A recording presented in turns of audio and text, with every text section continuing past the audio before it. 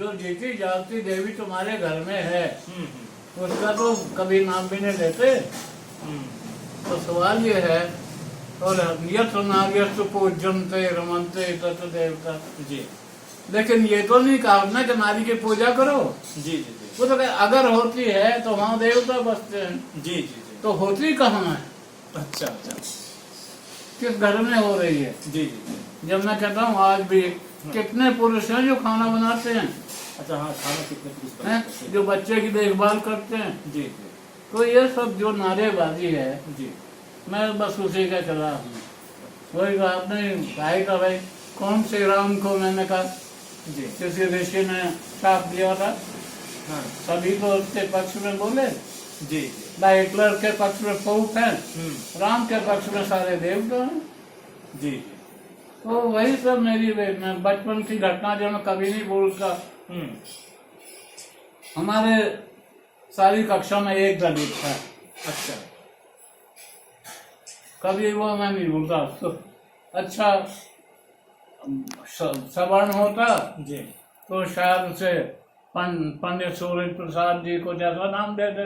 जी जी जी हाँ दलित था तो हम सुरजू कहते थे। अच्छा जी तो पंडित जी आखिर में बैठाते थे।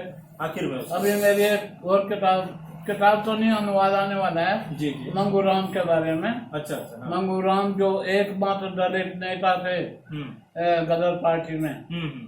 तो जब वो भारत आते हैं तो फिर उन्हें चमार कहते हैं।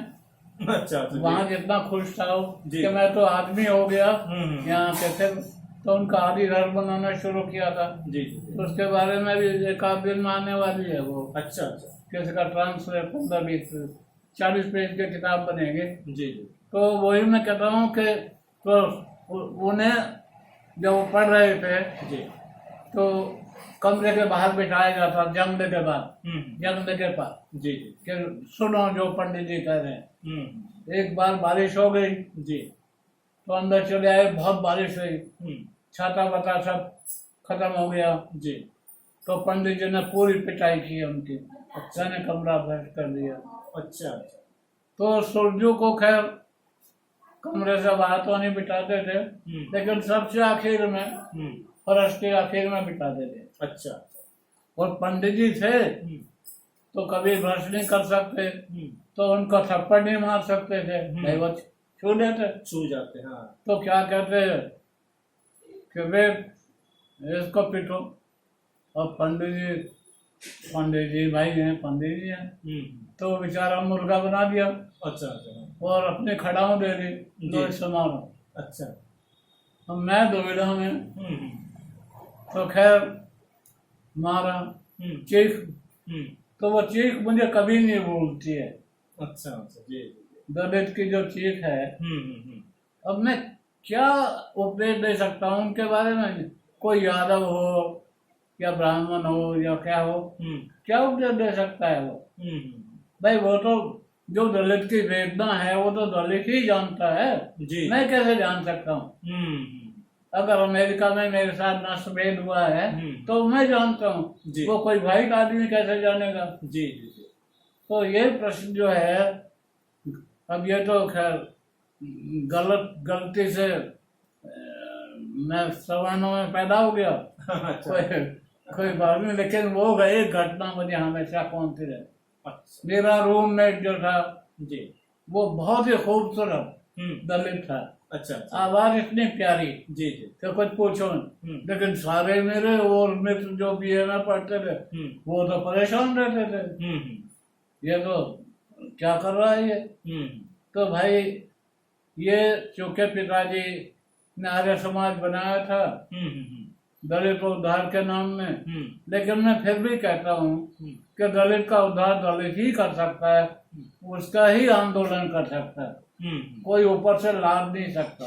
वो दया का पात्र नहीं है जी उसे खुद ही लड़ना पड़ेगा उसके लिए। जी और ये आपको किसी भी प्रवासी साहित्य के, मुझे एक भी अगर बता दो अमेरिका में आपका सो कोल्ड प्रवासी साहित्य का जिसने इस प्रश्न पे कुछ कहा हो, जिसने अमेरिकन आदिवासियों पे कुछ कहा हो, जी जी जिसने नीग्रो पे कुछ कहा हो, जी कुछ भी नहीं। तो न वो अमेरिका के साम्राज्यवाद के विरोध हैं, न वो भारतीय साम्राज्यवाद के विरोध।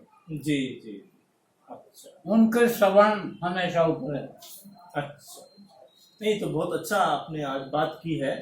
तो अंत में ये बताइए कि अब अभी आप उम्र के मतलब 90 साल की उम्र में हैं और आप इतने सक्रिय हैं, और इन 11 सालों में जब से आप भारत में हैं तो कई रचनाएं आपने की है, आपकी आत्मकथाएं आ गई है 5 वॉल्यूम में।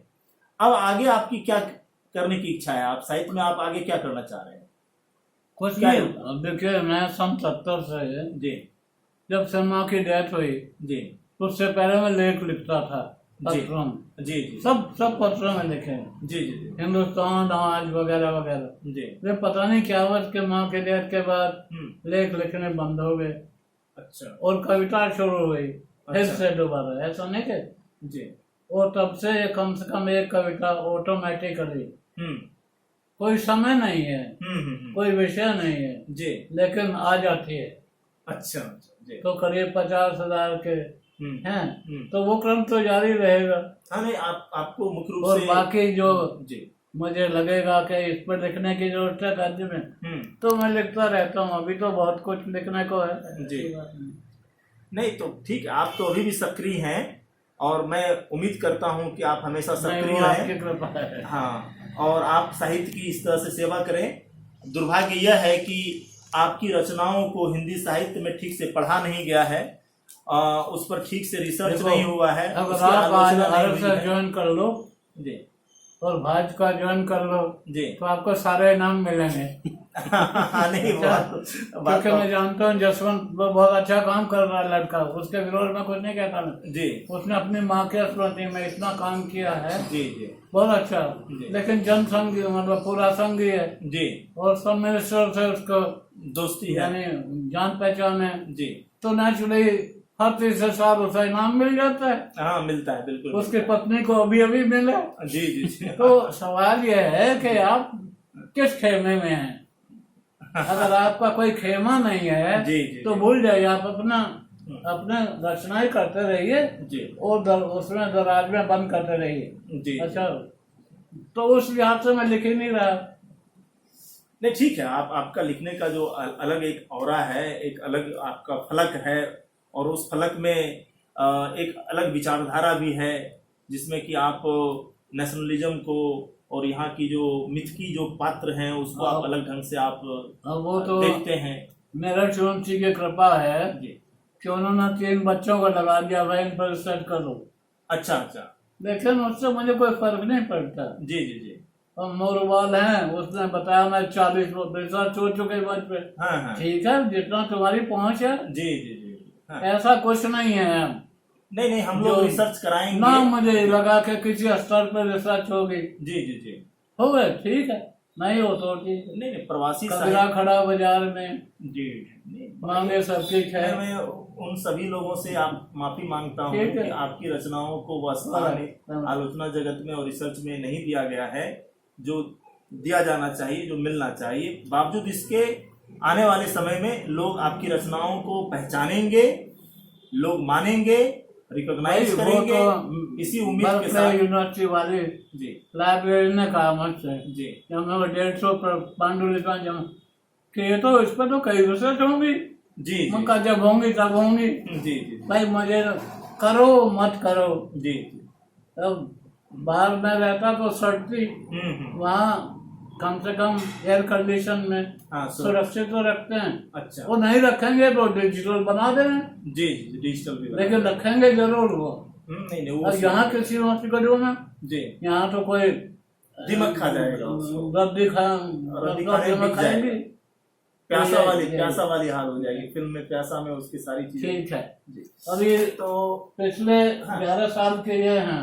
जी सर। ये पांडुलिपियां। अच्छा सर जी। और इतनी ही मेरी डायरी हैं। इतने ही आपकी डायरी? तो वो लड़के कह रही थी कि भाई मैं हमेशा किसी को नहीं छाँटी है मेरी कविताएं। जी जी जी। जब भी छपती है, लेकिन मैं उस मामले में क्योंकि मैं कहता हूँ मुझे क्या पता कौन से अच्छे कौन से हैं। जी जी जी। तो अब देखो कहाँ है उसने कहा भाई ये तो मैं समझूंगी, कम से कम 3-4 किताबें इनमें से बन जाएंगी। अच्छा, ठीक है, ये उसकी कृपा है।